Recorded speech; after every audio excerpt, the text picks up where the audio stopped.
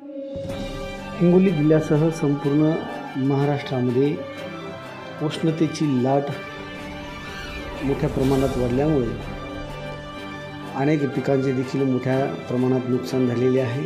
आपण पाहू शकता की हिंगोली जिल्ह्यातल्या वसमत तालुक्यातील गिरगाव येथे अनेक केळी पिकांवर, पपई, मिरच्या अशा अनेक फळबागांवर मोठ्या प्रमाणात नुकसान होताना या ठिकाणी दिसत आहे। उष्णतेची लाट गेल्या 4 दिवसापासून 42-43 अंश सेल्सिअस डिग्री तापमान असल्यामुळे अनेक नागरिक देखील या उन्हाच्या पहाण्याने त्रस्त झाले असून केळीच्या बागेची मोठ्या प्रमाणात नुकसान देखील होताना या ठिकाणी दिसत आहे।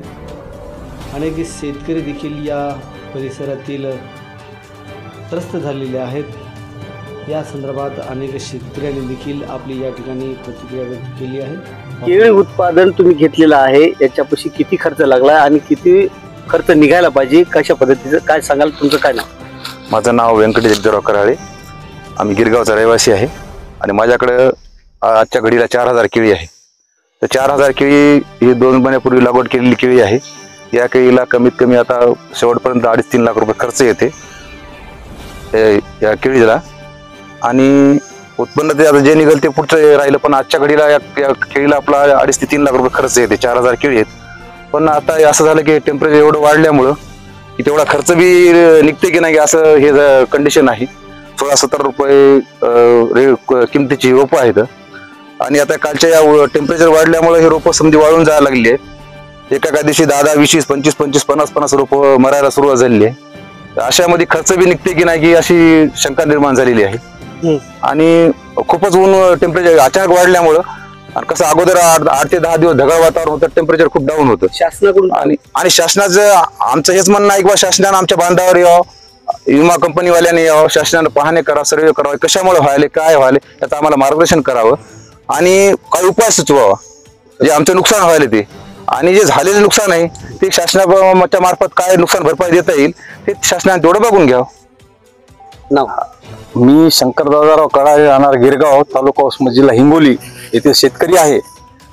मी साधारणतः बऱ्याच दिवसापासून शेती पाहतो, शेती करतो, पण आत्ताचा हा जो काळ आहे तो शेतीसाठी फार अवघड झालेला आहे। दोन्हीकून एक सुलतानी संकट आणि आसमानी आणि सुलतानी संकट, आणि दुसरं नैसर्गिक संकट, आणि तिसरं लक्ष न देणारं सरकारी संकट, बरोबर आहे। 3 संकट, आणि त्यातल्या त्यात महाराष्ट्र शासनाचा कृषी विभाग याच्याकडे कुठल्याच पद्धतीने लक्ष द्यायला तयार नाही। मला तर वाटतं आता आम्ही शेती म्हणून बऱ्याच ठिकाणी फिरतो, पश्चिम महाराष्ट्रात फिरतो, खानदेशामध्ये फिरतो। आम्ही आमच्या भागातले शेतकरी हळदीसाठी, केळीसाठी, ऊसासाठी पूर्ण महाराष्ट्र, काही राज्यात जाऊन आलेत, शेती पाहून आली, आणि त्या पद्धतीनं सगळ्या जिद्दीनं आणि चिकाटीनं शेती कोणी करत असेल तर या हिंगोली आणि नांदेड मधला शेतकरी शेती करतोय। पण याच्याकडे कुठल्या शासनाचा किंवा या मतदारसंघाचे लोकप्रतिनिधी, या मतदारसंघाचे लोकप्रतिनिधी कोणी असतील, आमदार, खासदार किंवा कोणी असतील, यांचं या भागाकडे शेतीकडे लक्ष नाही। त्यांचं लक्ष एकच आहे, लोकांच्या जमिनी कशा घेता आल्या पाहिजे, लोकांचं मतदान कसं घेता आलं पाहिजे, आणि लोकांची हे न करता म्हणजे मला असं वाटतं पश्चिम महाराष्ट्रात आम्ही जातो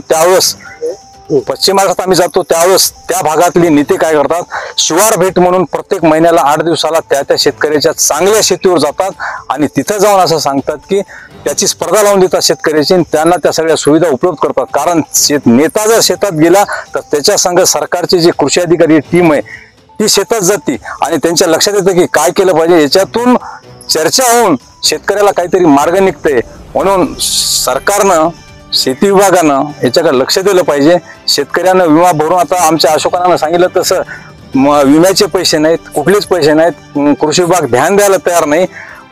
म्हणून ही शेती शेतकऱ्याला न परवडण्यासारखी झाली असं मला वाटते। मी अशोक देवराव कराळे, गिरगाव, तालुका वसमत, जिल्हा हिंगोली येथील हळद केळी उत्पादक शेतकरी आहे। आम्ही वेगवेगळ्या माध्यमातून मग ग्रुप असतील, गट असतील, FPO असतील, याच्या माध्यमातून आम्ही बाहेरगावला जाऊन आमच्या केळीमध्ये काय बदल करतायत याच्यासाठी आम्ही जाऊन पश्चिम महाराष्ट्रातल्या केळी असतील, अजून बाहेरच्या जळगाव साईडच्या केळी असेल जाऊन पाहून येण्याचा प्रयत्न करतो आणि ते आत्मसात करण्याचा प्रयत्न आमचा चालू राहते. त्या माध्यमातून आमचा पहिला जे खर्च होता 30-40 हजार एकरी येण्याचा, आज तो खर्च एकरी 70 हजारावर गेलेला आहे. मग त्याच्यामध्ये रोप आहे, ड्रीप आहे, त्याला स्कर्टिंग बॅग आहेत, फर्टिगेशन आहे आणि एवढा खर्च करूनही हे जे संकट एक दरवर्षी वेगळं संकट येतंय याच्यामधून शेतकरी काही बाहेर निघायला तयार नाही. शेतकऱ्याला नवीनच दरवर्षी दुसरं संकट येते. मागच्या वर्षी एवढी हवा सुटली, 8 ते 10 जूनच्या दरम्यान हवा आली, गिरगाव मधली पूर्ण केळी साफ झाली. पुन्हा त्याच्यातून शेतकरी कसाबसा उठला, कसाबसा सावरला आणि त्याने केळीशिवाय पर्याय नाही म्हणून केळी लागवड पुन्हा सुरुवात केली. तर त्याच्यामध्ये यावर्षी अशी परिस्थिती आली, मागे 8 दिवसाखाली एवढे वादळी वारे आले आणि त्याच्यामध्ये केळीच्या बागा पूर्ण झुकल्या गेल्या, त्याची पानं पूर्ण फाटल्या गेले, पूर्ण वातावरण विस्कळीत झालं आणि अचानक ढगाळ वातावरण कॅन्सल झालं. आज टेम्परेचर एवढं वाढलं की 43 वर आमच्या एरियाचं टेम्परेचर गेलेलं आहे. जर 43 वर तापमान जाते तर केळी निश्चितच डॉर्मन्सी मध्ये जातात, केळी काम करत नाहीत आणि आपण पाहतोय अशा बागा सुकायला सुरू झालेल्या आहेत. तर या परिस्थितीमध्ये शेतकरी 70 हजार एकरी खर्च करतोय आणि याच्यातून आज काहीच खर्च निघायची पुढे काही आम्हाला काही निघते की नाही, मिळते की नाही याची फार मोठी भीती वाटत आहे. तर याच्यासाठी काय करायला पाहिजे, याच्यासाठी आम्ही कृषी विभागानं आमच्याकडे काहीतरी पाहायला पाहिजेत, शासनानं दखल घ्यायला पाहिजेत, विमा कंपन्यांना दखल घ्यायला पाहिजेत. त्याच्यात एवढंच नाही तर पपईच्या बागा आहेत, पपईच्या बागाचं सुद्धा नुकसान आहे. या वातावरणामध्ये पपईला फुल थांबत नाही. काही शेतकरी मिरची घेतात, त्या मिरचीला फुल थांबत नाही, पूर्ण फुलगळ होते आणि परिणामी ते झाड वाहन झाल्यासारखं होते. तर ही परिस्थिती वातावरणाचा बदल झाल्यामुळं, वातावरणात तापमान एवढं वाढल्यामुळं ही परिस्थिती शेतकऱ्यावर दिवसेंदिवस मोठं संकट भोगावत आहे. तर आम्हाला आमची एक प्रामाणिक इच्छा आहे, शासनाकडे अशी विनंती आहे की शासनानं कुठेतरी याच्यावर काय करता येते सोल्युशन दिला पाहिजे, ते मार्ग आम्हाला दाखवला पाहिजे की शासनाला काय करता येते, कृषी विभागाला काय करता येते. आणि शासनानं जर असं नुकसान होतंय तर शासनानं कुठेतरी याला शेतकऱ्याला हातभार लावला पाहिजे. जो शेतकरी म्हणजे कायमस्वरूपी नर्वस होतोय तर त्या शेतकऱ्याला कुठेतरी उत्तेजन देण्यासाठी, त्याला कुठेतरी हातभार लावण्यासाठी म्हणून शासनाने काहीतरी मदत करायला पाहिजे.